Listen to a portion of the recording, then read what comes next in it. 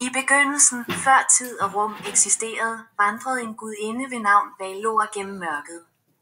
Hendes hjerte var fyldt med en længsel efter at skabe noget smukt, noget, der kunne bære håb.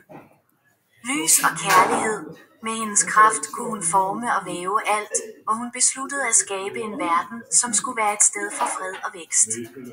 Valor strakte sine hænder ud og skabte et land, som hun kaldte Valoria. Hendes ånde fyldte luften med friskhed, og hendes berøring fik jorden til at blomstre med liv. Hun skabte smukke skove, glitrende floder og storslåede bjerge, der nåede op mod stjernerne. Dyrene levede i harmoni, og vinden bar duften af blomster og frugt. Men Valor ønskede mere. Hun længtes efter at skabe en leder. En, der kunne beskytte og vejlede denne verden. Så hun skabte en dronning Kristel, hvis sjæl var vævet af lys og kærlighed. Kristel blev født med en krone af stjerner og øjne, der kunne se ind i hjertet af enhver, hun mødte.